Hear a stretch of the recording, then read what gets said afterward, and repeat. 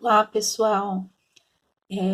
Hoje a nossa aula é a aula de número 3 e nós vamos falar um pouquinho sobre as propriedades coligativas para soluções de eletrólitos não voláteis, tá?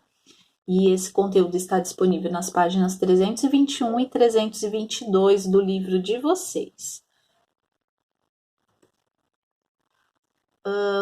Iniciando, vamos entender o que é propriedades coligativas, né? Só que para quê? Para soluções de eletrólitos. Vocês já sabem que quando a gente tem uma substância que ela não é volátil, significa que ela não tem facilidade de evaporar a temperatura ambiente. Já o que seria essa solução com eletrólitos, né? Ao invés da gente ter uma solução que apresentam moléculas, nós temos uma solução iônica, tá? Ou seja, com partículas de soluto que são formados por íons, que após a dissolução em água, a gente consegue aí ter a separação dos íons. E isso, dentro dos efeitos coligativos, tem uma influência enorme, porque a gente percebe que a temperatura vai ser alterada para cada efeito, seja no ebulioscópico ou crioscópico, elas vão ser alteradas toda vez que a gente está se referindo a uma solução iônica. Então, aqui no quadro que eu coloquei para vocês conseguem perceber que eu fiz um comparativo entre a solução molecular que vocês aprenderam em uma das aulas anteriores e a solução iônica. A molecular, aqui eu tenho uma molécula de glicose que está no estado sólido.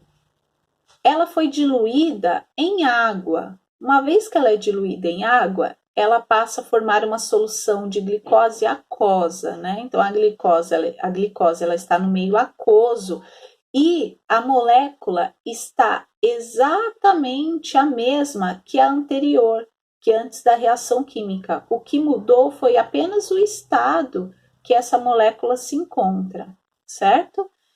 E ao lado, na solução iônica, já acontece um processo diferente, porque nós temos o sal de cozinha no estado sólido, que é o cloreto de sódio, sendo dissolvido em água ou diluído em água.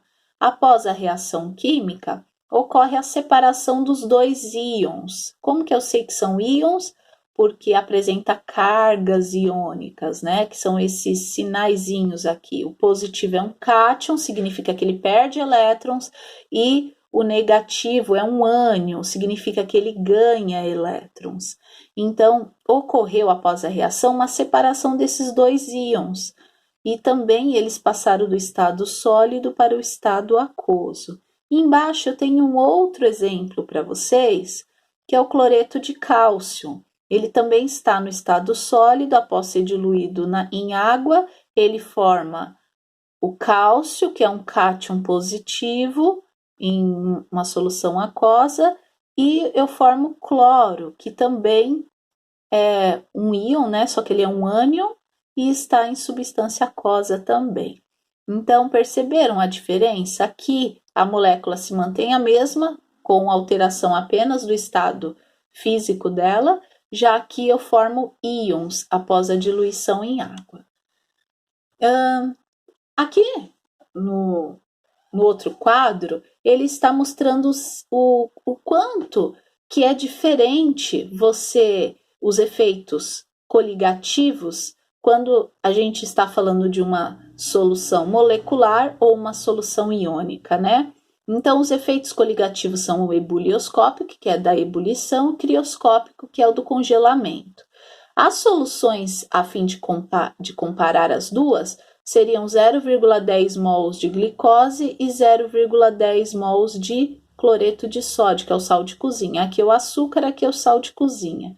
Então, percebam que a ebulição em uma solução que ela é molecular, que é a da glicose, ela é muito menor muito menor não, mas ela tem uma diferença, né, em relação ao de sal de cozinha, que é superior. Eu para eu começar a ferver esse recipiente com essas substâncias, percebo que no recipiente com sal de cozinha eu preciso de uma temperatura superior ao que tem o açúcar. E isso acontece também no efeito crioscópico. Eu preciso de uma temperatura de congelamento inferior, no caso do sal de cozinha, em relação ao açúcar. Então, quando eu tenho a glicose, tanto para ferver quanto para congelar, elas têm temperaturas diferentes da mesma proporção em relação ao sal de cozinha. Então, elas acabam sendo diferentes. Então, o efeito dessas propriedades coligativas tem influência quando a gente está falando sobre as soluções que são moleculares ou que elas são iônicas, certo? Então, este foi o conteúdo de hoje de vocês. Qualquer dúvida, vocês podem estar encaminhando o e-mail. Até a próxima!